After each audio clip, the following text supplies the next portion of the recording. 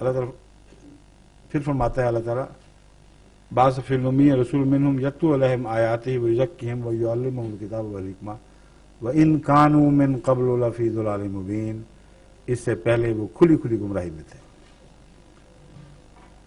اگلی آیت کیا کہہ رہی ہے؟ وَآخَرِينَ مِنْهُمْ، اور ان کے علاوہ دوسروں میں بھی مبعوث فرمائے گا۔ اور کسی نبی کی بات ہی نہیں ہو رہی، محمد رسول اللہ کو مبعوث فرمائے گا، ان کے سوا اور لوگوں میں بھی، لیکن ساتھ والے نہیں ہیں تمہارے ساتھ ملتے جلتے، وہ بعد کے آنے والے کچھ دوسرے لوگ ہیں، لما یلحقوا بہم، جن کا ان سے کوئی رابطہ نہیں ہوا، ان میں بھی حضرت محمد رسول اللہ کو بھیجے گا۔ وَهُوَ الْعَزِيزُ الْحَكِيمُ، اور وہ غالب اور بزرگی والا ہے اور حکمت والا ہے۔ ایسا کیوں ہوگا؟ فرمایا ذَلِكَ فضل اللہ ہے، یہ اللہ کا فضل ہے، یوتی ہے من یشاء، جسے چاہتا ہے یہ فضل دے گا، کوئی اس کے ہاتھ روک نہیں سکتا، کوئی یہ نہیں کہہ سکتا کہ عرب کو دو کہ عجم کو دو، وہ مالک ہے، وہ مختار ہے۔ جس طرح پہلی مرتبہ اس نے فیصلہ فرمایا کہ امیین میں سے رسول ہو، اگلی دفعہ بھی وہی فیصلہ فرمائے گا کہ یہ کہاں نازل ہو دوبارہ۔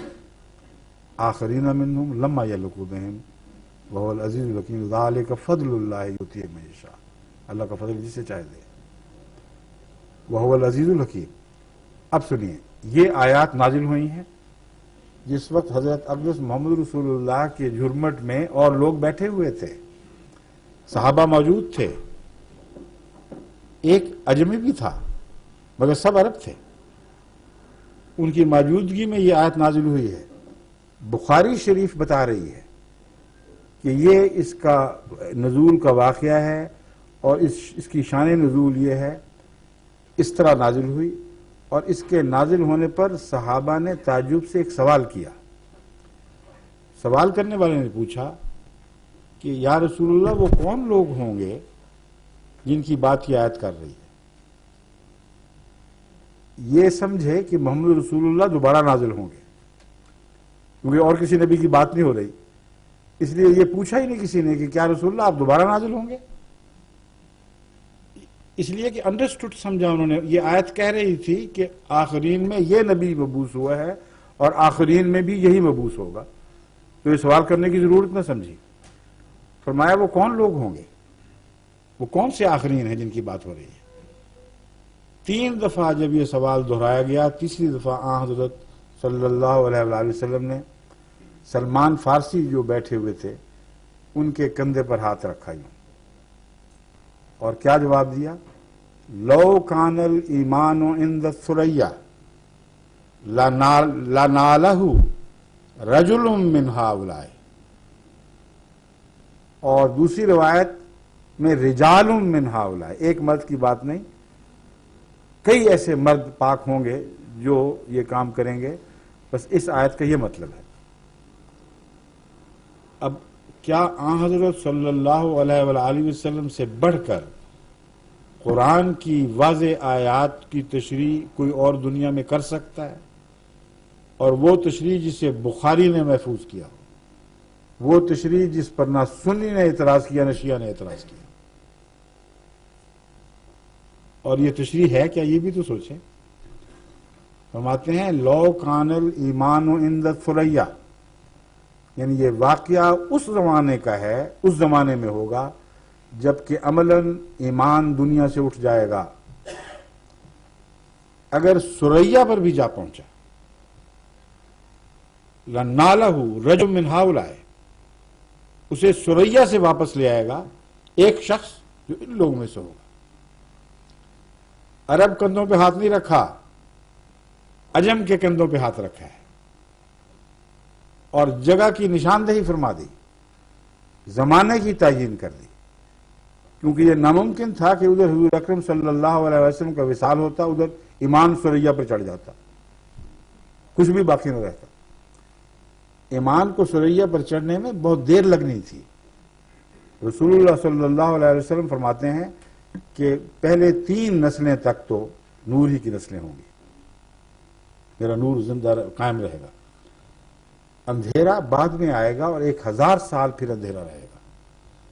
تو یہ 1300 سال کے بعد ہونے والا واقعہ ہے جس کے متعلق کہا جا سکتا ہے کہ ایمان سوریہ پر چلا گیا. یہ مطلب نہیں ہے کہ مسلمان اسلام کا انکار کر بیٹھیں گے، یہ مطلب نہیں ہے کہ نمازیں چھوڑ دیں گے. اس لیے یہ مطلب نہیں کہ دوسری حدیث اس مضمون کو کھول کر بیان فرما رہی ہے. حضور اکرم صلی اللہ علیہ وسلم فرماتے ہیں سیاتی علی الناس زمان لا یبقى من القرآن من الاسلام الا اسمہ ولا يبقى من القرآن الا رسمہ مساجدهم عامرۃ وهي خراب من الہدی علماؤہم شر من تحت عظیم السماء. وہ زمانہ جس میں ایمان کے اٹھنے کی بات ہو رہی ہے اس کی علامتیں، یہ کہتے ہیں علامتیں بھی تو بتاؤ. علامتیں یہ ہیں جو محمد رسول اللہ صلی اللہ علیہ وسلم نے خود بیان فرمائی ہیں. فرمایا جن آخرین میں میری بعثت ثانیہ کا ذکر ہو رہا ہے ان میں نہیں آؤں گا، کوئی میرا غلام آئے گا اور اس کا آنا گویا میرا آنا ہوگا کیونکہ میرے مطیع ہوگا، نئی چیز لے کے نہیں آئے گا. کن میں سے ہوگا؟ عربوں میں سے نہیں ہوگا، اہل عجم میں سے ہوگا، کیونکہ ایک ہی عجمی تھا جس کے کندھے پر ہاتھ رکھا گیا. سلمان فارسی کہ ہم قوم ہوگا یا عجمی ہوگا، دونوں ترجمے آپ کر سکتے. اور پھر عجیب بات یہ فرمائی کہ وہ زمانہ جس میں ایمان سوریہ پہ جا چکا ہوگا اس کی علامتیں یہ ہیں یاتی علی الناس زمان، ان لوگوں پر ایک زمانہ آئے گا کہ اسلام نام کا رہ جائے گا. الا اسمہ، اسم میں رہے گا، نام اسلام باقی نہیں ہوگا. ولا یبقى بالقرآن الا رسمہ، قرآن کریم تو نہیں اٹھے گا، اس کی تحریریں بہت ہوں گی، بڑی بڑی خوبصورت لکھائیاں ہوں گی، رسم ہوگی اس کی، مگر قرآن نہیں ہوگا. مساجد کا کیا حال ہے؟ فرمایا مساجد ویران نہیں ہوں گی، ہی عامرۃ، مساجد آباد ہوں گی، وہی خراب من الہدی، ان کی ان لوگوں کی مسجدیں بظاہر آباد ہوں گی لیکن ہدایت سے بالکل خالی ہوں گی. وہاں سیاست کی باتیں سنو گے، اپنی مرضی کے قصے بیان ہوں گے، ایک دوسرے سے جھگڑے کی باتیں سنو گے. ذکر الہی جن کے لیے مسجدوں کو خالص کیا گیا ہے اس محبت اور خلوص کے ساتھ وہاں ذکر نہیں چلے گا، وہاں غیر باتیں ہو رہی ہوں گی. اس لیے فرمایا مساجدہم عامرۃ، یہ غلط ہے کہ مساجد خالی ہوں گی، مساجد بھری رہیں گی. وہی خراب من الہدی، مگر حال یہ ہوگا کہ ہدایت سے خالی ہوگی. اب یہ ہے وہ مضمون کہ ایمان سوریہ پر اٹھ جائے گا. رسول اللہ صلی اللہ علیہ وسلم خود بیان فرما چکے ہیں. کوئی سوچے کہ چلو اچھا ہوا علماء تو باقی ہوں گے نا، علماء سے جا کے ہم دوبارہ ہدایت لے لیں گے. فرمایا یہ بات بھی بھول جانا. علماؤہم شر من تحت عظیم السماء، ان کے علماء آسمان کے پردے کے نیچے سب سے بدترین مخلوق ہوں گے، سب سے شریر مخلوق ہوں گے. منہم تخرج من عندہم تخرج الفتنہ، من عندہم تخرج الفتنہ وفیہم تعود، کہ فتنے ان سے پھوٹیں گے سارے. جو علماء جو تمہاری امتوں کی امت کے ہوں گے تم سمجھ رہے ہوگے کہ یہ ہمارے لیے دین کا سہارا دینے والے لوگ ہیں، ہمارے دین کا قائم رکھنے کے ذمہ دار ہیں. منہم تخرج الفتنہ تو من عندہم، دونوں معنی تو دونوں کے ایک ہی ہیں، درست ہے عربی لیکن الفاظ یہی ہے. من عندہم تخرج الفتنہ تو، فتنے انہی سے پھوٹیں گے، وفیہم تعود، اور انہی میں لوٹ کے واپس چلے جایا کریں گے. بار بار موومنٹ چلیں گی ان میں سے فتنوں کی، اور آخر پر پھر انہی میں واپس ہضم کر لیا کریں گے اپنی باتوں کو. آج کہیں گے تم دائرہ اسلام سے خارج، پکے بدماش، غیر مومن، تمہارا قدر جائز. دوسرے دن ان کے ہاتھ میں ہاتھ باندھ کر تصویریں کھنچوائیں گے کہ دیکھو امت ایک ہو گئی. ایک دفعہ کہیں گے کہ شیعہ مسلمان ہو ہی نہیں سکتے، بدترین مخلوق ہیں.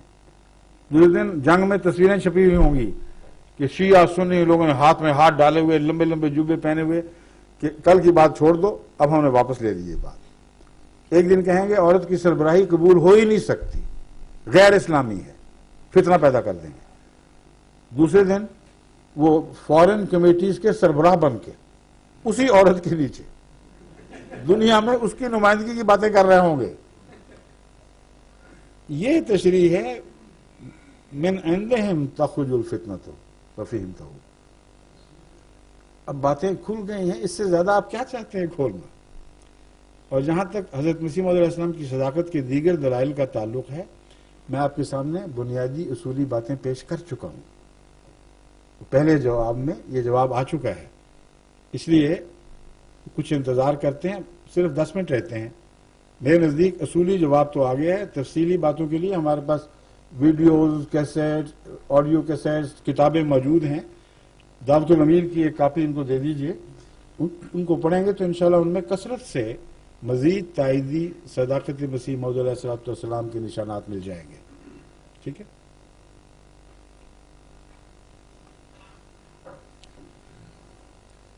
حضور 2 سوال اور ہیں۔ جی فرمائیے۔ یہ مشتاق احمد صاحب کا، میں مشتاق احمد صاحب سے درخواست کروں گا کہ آئیں اور سوال پیش کریں۔ ایک مشتاق صاحب تو وہ بیٹھے ہوئے ہیں۔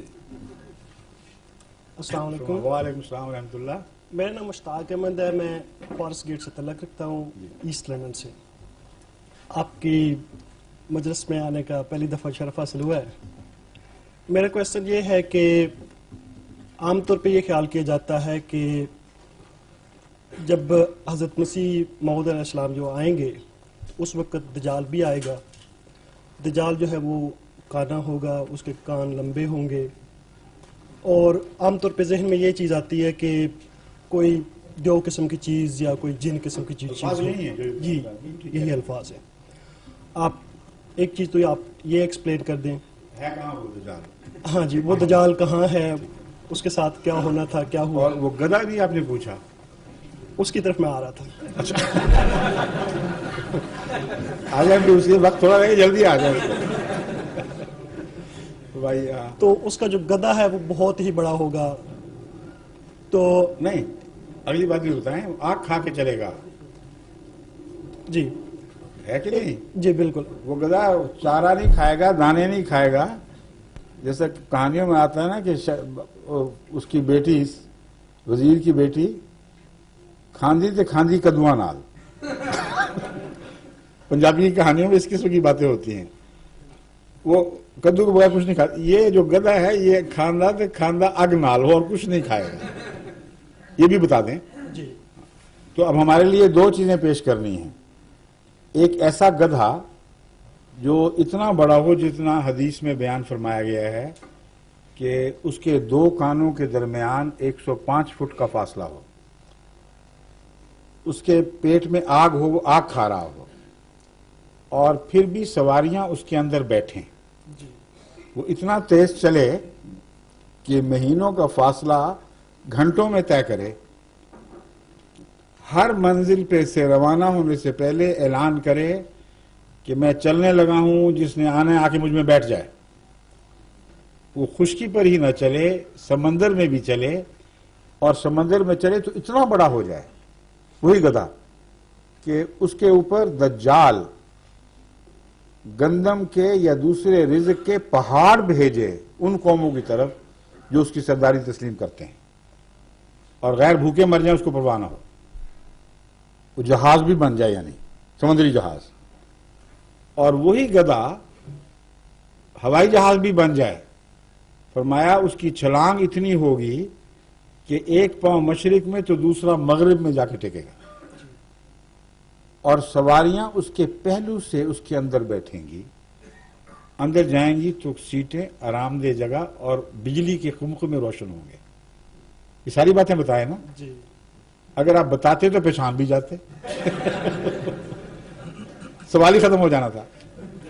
اسے مولوی والی باتیں نہ کریں، میں ادب سے گزارش کرتا ہوں ساری بات بتا دیں تو سوال خود بخود حل ہوتا چلا جاتا ہے، سوائے ان کو جن کو توفیق نہیں باتیں سمجھنے کی۔ اس زمانے کی سواریوں کے متعلق اس سے زیادہ واضح اور عظیم پیشگوئی ناممکن تھی۔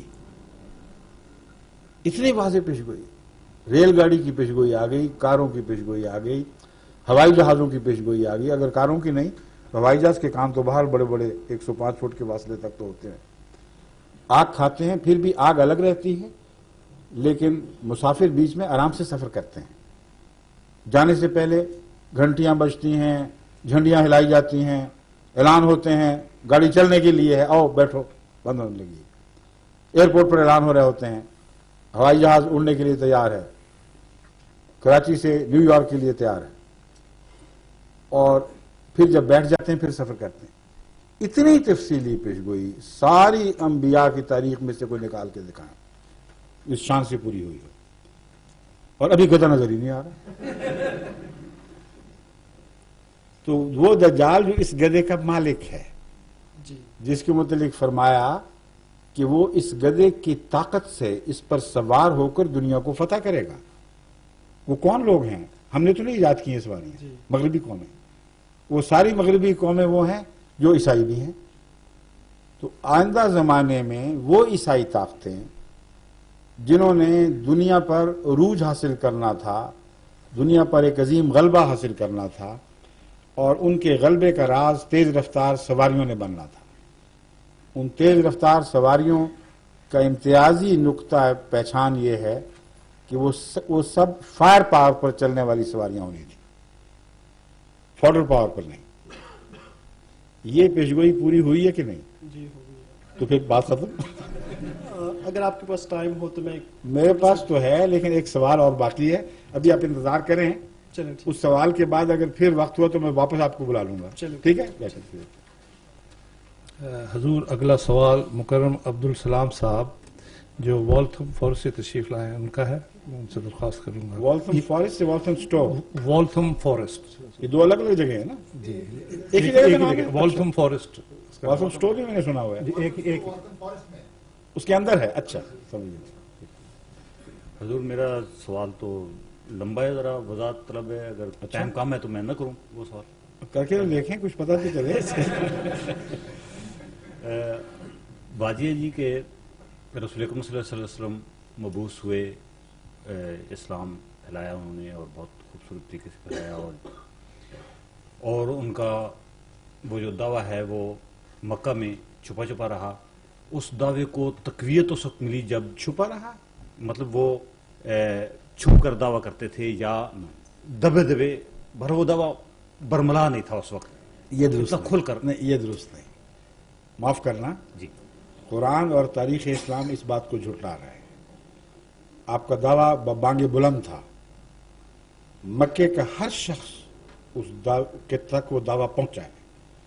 ایک بھی نہیں تھا جس پر وہ دعویٰ کسی معنوں میں منہ بم رہا ہو.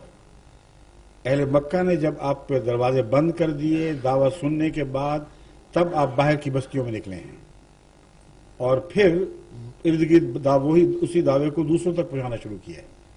یہ بات درست ہے. جی. اب اگلا سوال، اگلا حصہ باقی سوال کا. جی. تو بہرحال اس کو جوش اور ولولہ اور تقویت اس وقت ملی جب ایک اسلامی تلوار، ریاست، جب تلوار اٹھائی گئی. یہ بھی کہہ سکتے ہیں آپ، لیکن یہ ہے میں نہیں کہہ سکتا مگر لوگ کہتے ہیں. جی. ہاں فرمائیے. جب ایک اسلامی ریاست کی بنیاد پڑی مدینہ میں اور ایک یعنی ایک مرکز یہ آپ ملا کو معلوم ہوتا ہے. میں آپ کو بات سمجھتا ہوں. آپ کا سوال لمبا صحیح جی مگر معروف ہے، اس لیے اگر میں اس کو غلط سمجھ کے جواب دوں تو مجھے ٹوک دینا. ٹھیک ہے. تشریف رکھیں. ٹھیک ہے. یہ سوال زیادہ تر مودودی کتب کے مطالعہ سے ابھرتا ہے، کیونکہ مودودی صاحب نے لکھا کہ آن حضرت صلی اللہ علیہ وآلہ وسلم نے واض و نصیحت کے سارے ذرائع استعمال کر لیے، حکمت اور پیار سے سمجھانے کی جتنی تدبیریں تھیں اختیار کی. جب وہ ناکام رہی اور نصیحت بیکار گئی، تب جب تلوار ہاتھ میں لے کر آپ نکلے ہیں تو صدیوں کے زنگ اس تلوار نے کاٹ دیے، اور یہ فتح اسلام ہے ان کے نزدیک. اگر تلوار کے ذریعے دل فتح ہو سکتے ہیں تو پھر اسلام کی کوئی بھی حقیقت نہیں. وہ مذہب جو دلائل اور دعوی سے دلوں کو گھائل نہیں کر سکتا، سر کٹنے پر اگر وہ جرائج ہو بھی جائے اس کی حقیقت ہی کوئی نہیں. اور تاریخ اسلام اس بات کو جھٹلا رہی ہے. وہ اسٹیٹ قائم ہوئی ہی نہیں جس کے متعلق کہا جاتا ہے کہ اسٹیٹ قائم ہوئی تو اسلام پھیلا ہے. حضرت صلی اللہ علیہ وسلم مدینے میں گئے ہیں، مسلسل آپ کے خلاف سازشیں ہو رہی تھیں. اہل مدینہ سے ایک معاہدہ ہوا ہے، اس کا نام ہے میثاق مدینہ. اس میثاق مدینہ کی روح سے آپ نے وہاں زندگی بسر کرنے کے لیے گیو اینڈ ٹیک کے بعد اصولوں کو تسلیم کیا، اور مسلسل اس عرصے میں آپ کے خلاف، آپ کی امہات کے خلاف، آپ کی ازواج مطہرات کے خلاف، مسلمانوں کے خلاف سازشیں جاری رہی ہیں. زہر تک دینے کی کوشش کی جاتی رہی، اور غلبہ کہنا اس کو اس قدر ناجائز بات ہے کہ اس مدینے میں جہاں ابھی بھی آپ کو یہود اور دوسرے عیسائیوں پر عددی غلبہ نصیب نہیں ہوا تھا، وہ اسی طرح بندے ہوئے قبیلے موجود تھے. اس مدینے پر جنگ احزاب میں سارے عرب قبائل امڑ آئے ہیں. تو یہ کہہ دینا کہ آپ کو فتح نصیب ہو گئی تھی، ریاست قائم کرتی، بالکل غلط بات ہے.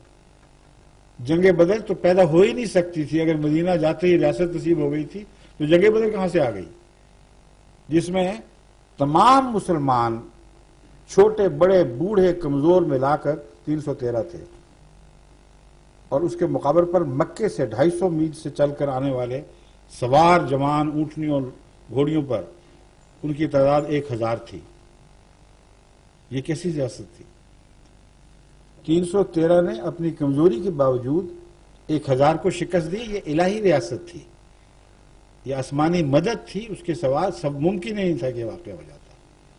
تلوار کا زور نہیں تھا. پھر اگلی جنگ دیکھیں، جنگ احد. اس میں حضرت صلی اللہ علیہ وآلہ وسلم کے مقابلے 700 کے مقابلے پر 3000 کا لشکر تھا. جنگ غفیر تھا.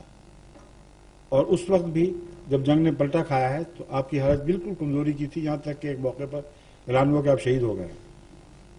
اور مدینے میں قرآن فرماتا ہے خوب منافقوں نے باتیں اڑائیں اور جگہ جگہ چہمگوئیاں ہوئیں، مذاق اڑائے جانے لگے، اور حضرت محمد صلی اللہ علیہ وسلم نے کوئی جوابی کارروائی نہیں. اس کو تلوار کی ریاست کہا جاتا ہے. پھر آگے جب جنگ احزاب ہوئی ہے تو حضرت صلی اللہ علیہ وسلم کے تمام حمایتی جو آپ کے ساتھ تھے، ٹوٹل تعداد 3000 سے زیادہ بتائی نہیں جاتی، اور سارے عرب قبائل نے آپ کو گھیر لیا تھا. اہل مدینہ نے اپنی مدد کھینچ لی. یہود نے اس خلاف وعدے کی خلاف ورزی کی کہ اگر کوئی حملہ آور ہوا تو ہم آپ سے دعا نہیں کریں گے، ہم آپ کے ساتھ ہو کے لڑیں گے. ساتھ لڑنا تو درکنار، ان سے سازشیں کی اور پیٹھ میں چھرا گھونٹنے کی کوشش کی. تب وہ واقعات بھی نما ہوئے ہیں جو بنو قریظہ وغیرہ کو سزائیں ملی ہیں. تو اس کو کون اسلامی ریاست کہتا ہے؟ حضرت صلی اللہ علیہ وآلہ وسلم فتح مکہ تک کسی ریاست کے سربراہ تھے نہ، آپ کو اس میں کوئی دلچسپی تھی. اور فتح مکہ تلوار سے نہیں ہوئی. کون سی تلوار تھی جس نے فتح مکہ کیا؟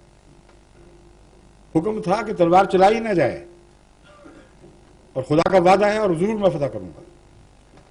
حیرت انگیز ہے کہ وہ مسلمان جن کی تعداد صرف 3 سال پہلے تک کلہم 3000 سے زیادہ نہیں بنتی تھی، 10,000 کا لشکر بن کر مکے پر واضح ہوئے، اور اہل مکہ پھر بھی اکثریت میں تھے. لیکن جیسا کہ خدا کے رسول نے پیشگوئی فرمائی تھی، لڑائی کے ذریعے نہیں، اللہ تعالیٰ کے روب کے ذریعے میں فاتح ہوں گا. چنانچہ تلواریں نہیں چلیں سوائے ایک آدھ کے جو استثنائی واقعات ہوئے ہیں، اور فتح مکہ ہو گئی.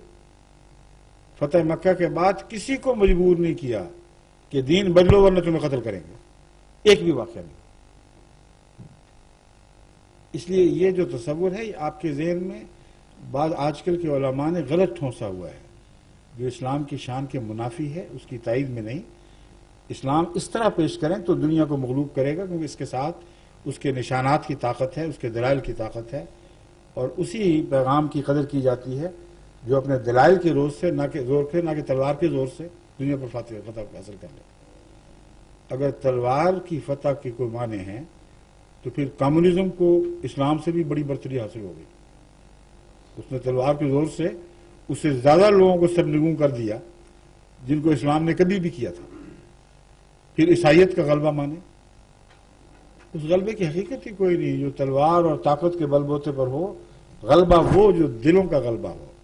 اور حضرت محمد رسول اللہ صلی اللہ علیہ وسلم کا غلبہ قرآن کا غلبہ اور دلوں کا غلبہ تھا. یہ ہمارا ایمان ہے. ٹھیک ہے. ایک سوال ایک ابھی کچھ تھوڑی سی پیاس باقی. آ جائیے، آئیے.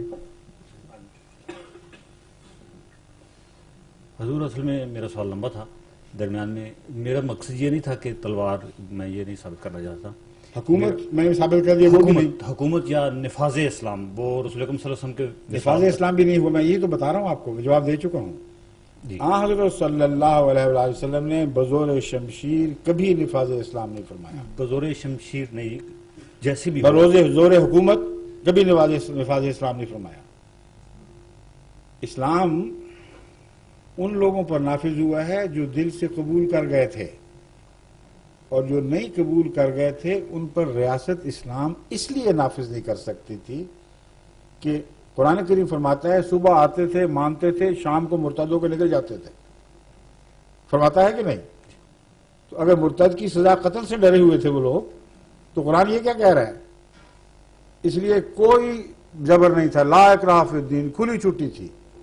آؤ تو شوق سے آؤ، جاتے ہو تو شوق سے جاؤ، خدا پکڑے گا تمہیں. اس لیے نفاذ اسلام زبردستی ہو ہی نہیں سکتا تھا. نفاذ اسلام کرنے کی کوشش کرتے، کسی کا دل نہ چاہتا تو کہتا میں مسلمان ہی نہیں. اور نفاذ اسلام کی سختیاں دیکھ کر پھر وہ کون پاگل تھا جو مان رہا تھا؟ کیونکہ نفاذ اسلام میں جو سختی ہے وہ جب تک دل نہ مانے وہ انسان قبول کر ہی نہیں سکتا.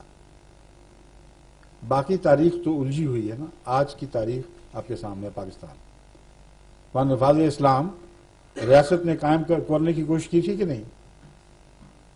اب یہ کل کا واقعہ ہے. ضیاء جب ابھی زندہ تھے، ریاست کی طاقت سے وہاں نفاذ اسلام کرنے کی کوشش کی گئی ہے کہ نہیں کی گئی؟ کیوں نہیں ہوا؟ کہاں نافذ ہوا ہے؟ لڑکانے میں یا کسی اور علاقے میں، یا کراچی میں ہو رہا ہے آج کل نفاذ اسلام، یا لاہور میں، جہاں دن بدن جبر اور قتل و غارت کے واقعات بڑھ رہے ہیں. یعنی فرضی دنیا میں نہ رہیں، خدا کے لیے نیچے اترے، آنکھیں کھول کے دیکھیں کہ ہو کیا رہا ہے.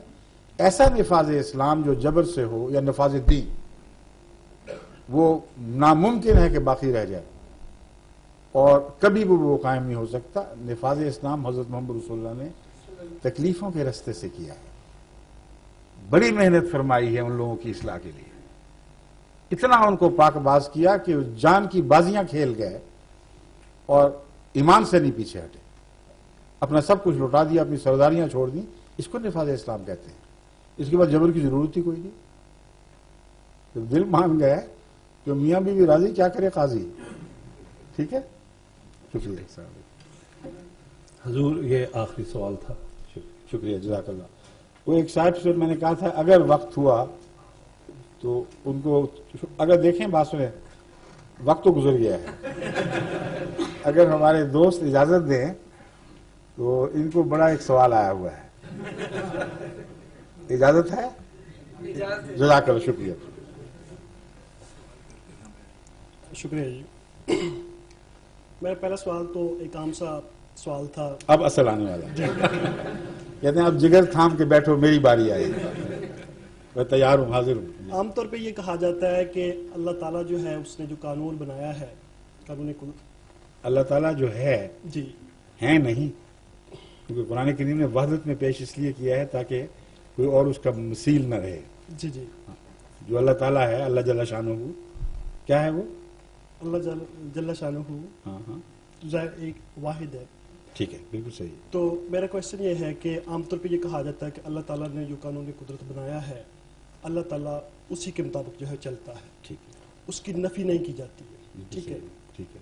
کوشچن میرا یہ ہے کہ جب حضرت عیسیٰ علیہ السلام جو ہے وہ پیدا ہوئے، ٹھیک. تو ان کے بارے میں یہ ہے کہ وہ بن باپ کے پیدا ہوئے. ٹھیک. ٹھیک ہے. اس کے بعد بعض لوگ کہتے ہیں کہ انہیں سلیپ پہ لٹکا دیا گیا، وہ وہیں پہ قتل ہو گئے. نہیں، وہ تو بعض کہتے ہیں، ہم نہیں کہتے. جی. ہم تو کہتے ہیں بچ گئے. جی. بعض لوگ کہتے ہیں کہ انہیں آسمان پہ اٹھا لیا گیا. ٹھیک ہے. ٹھیک ہے. اور بعض لوگ کہتے ہیں کہ انہوں نے اس کے بعد وہ خلاف قانون ہے، جی جو دوسری بات ہے، جی جی اس لیے ہم اس کو نہیں مانتے. جو پہلی بات ہے وہ خدا کے قانون کے خلاف نہیں ہے، اس لیے ہم اس کو مانتے ہیں۔ بن باپ کی پیدائش جی قانون قدرت کے مخالف نہیں ہے، کیونکہ زندگی کا آغاز ہی بن باپ سے ہوا ہے۔ جی اور تبھی قرآن کریم نے اس سوال کے جواب میں کہ آدم کہ عیسیٰ کا باپ نہیں تھا، اگر اس وجہ سے تم اس کو خدا مانتے ہو، تو فرمایا آدم کی پیدائش پر تو غور کرو کیسی ہوئی تھی۔ اور آدم کی پیدائش کا آغاز تمام دنیا کے سائنسدان تسلیم کرتے ہیں کہ زندگی ایسی زندگی سے ہوا جو بن باپ کے چلتی تھی، صرف ماں ہی تھی۔ اس کو کہتے ہیں اے سیکشول ریپروڈکشن۔ اور حیوانات کی دنیا میں بھی ہرمیفروڈائٹس ہوتے ہیں، جن کے ساتھ کسی میل کا اکٹھا ہونا ضروری نہیں، اور پھر بھی بچے پیدا ہوتے ہیں۔ سمجھ گئے؟ جی تو قانون قدرت کے خلاف کیسے ہو گیا؟ یہ کہہ سکتے ہیں کہ انسانی دنیا میں ہمیں اس قانون قدرت کی اطلاق کی اور مثال دکھائی نہیں دیتی، یہ تو کہہ سکتے ہیں، اسے خلاف قانون قدرت نہیں کہہ سکتے۔ بس خدا تعالیٰ نے نفی نہیں فرمائی، اعجازی ایک نشان ہے کہ انسانی زندگی میں بھی یہ واقعہ کر دکھایا جو حیوانی زندگی میں مسلم ہے۔ ٹھیک ہے، جی شکریہ۔ اب وقت ہو گیا، اچھا، السلام علیکم، خدا حافظ۔